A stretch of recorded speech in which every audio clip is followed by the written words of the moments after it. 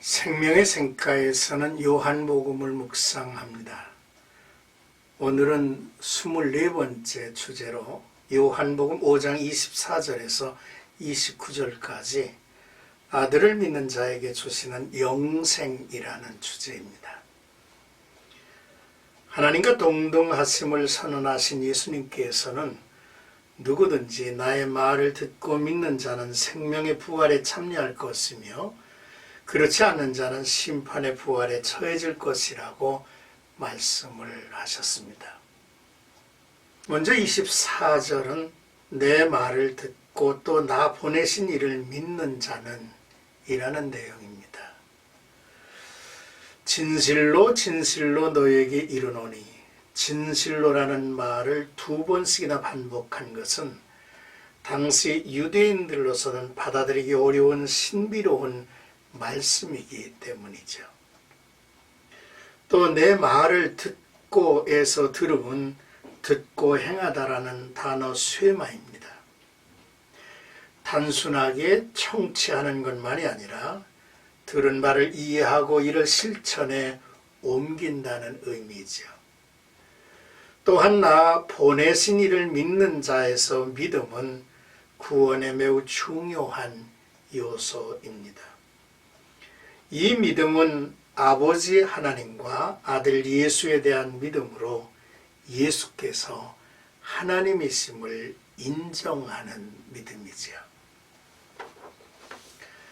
그러므로 예수님께서는 내 말을 듣고 또 나 보내신 이를 믿는 자는 영생을 얻었고 심판에 이르지 아니하나니 사망에서 생명으로 옮겼느니라고 했습니다. 영생을 얻었고 이미 영생이 주어졌다는 말씀이죠. 또한 옮겨졌다는 말도 새로운 상황 가운데 있다는 것을 뜻합니다. 그러므로 얻었고 옮겨졌다는 말이 다 현재 완료형으로 되어 있습니다.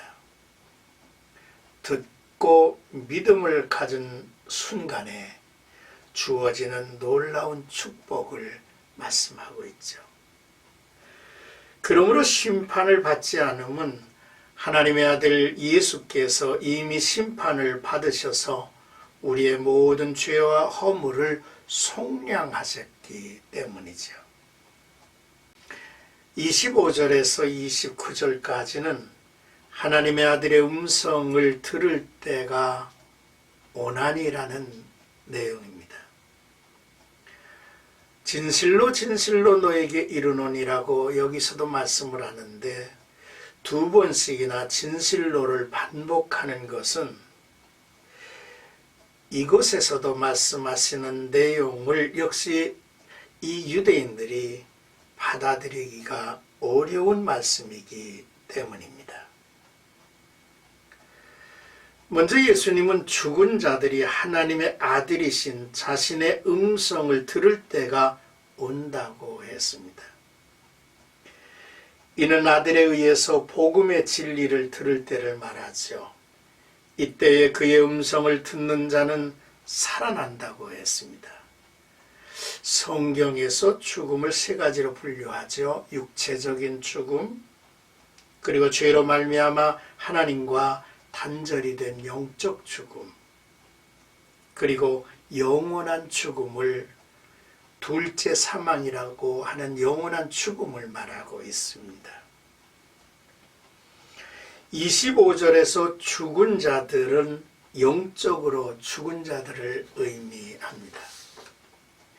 이들이 하나님의 아들이신 예수님의 말씀, 복음을 들으면 살아날 것이라는 거죠. 그 이유는 하나님 아버지에게 생명이 있는 것처럼 아들 되신 예수님에게도 생명이 있기 때문이라고 말씀합니다.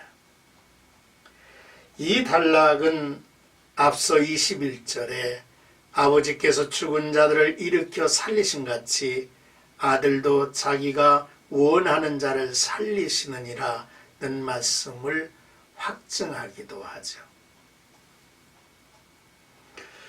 그리고 또 무덤 속에 있는 자가 다 그의 음성을 들을 때가 온다고 했습니다.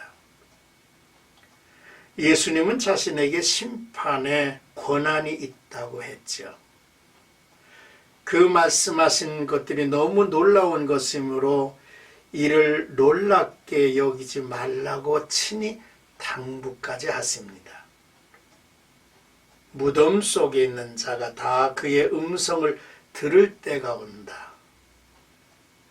이때는 25절의 복음의 말씀을 들을 때가 아닌 주님의 심판의 권한을 가진 주로 오시는 재림의 때를 말하지요. 그때 무덤 속에 있는 모든 자가 주님의 음성을 듣고 일어날 것입니다. 부활할 것입니다. 생명의 부활로 또는 심판의 부활로 다 일어난다는 것입니다. 여기서 우리는 두 가지를 주목하는데요. 부활이 있다는 것과 생명의 부활과 심판의 부활이 있다는 것입니다. 선한 일을 행한 자는 생명의 부활을 하게 되고 악한 일을 행한 자는 심판의 부활을 하게 될 것이라 말씀했는데, 심판의 부활은 둘째 사망, 영원한 죽음을 의미하고 있죠. 성경은 여기에서 행위 심판을 설명하려는 것이 아닙니다. 여기서 말하는 선한 일은 하나님의 아들을 믿는 신앙의 기초 위에서 행하는 일체의 행위를 말하고, 또 악한 일은 하나님의 아들을 거부하며 행하는 일체의 행위를 가리키는 거죠.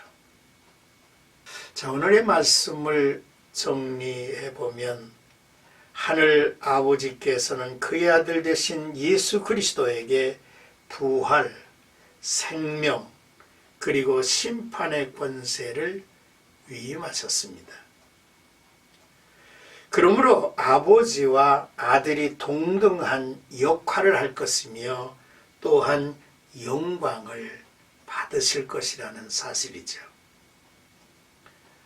오늘의 단락에서 24절과 29절의 말씀을 좀 더 주목했으면 좋겠습니다.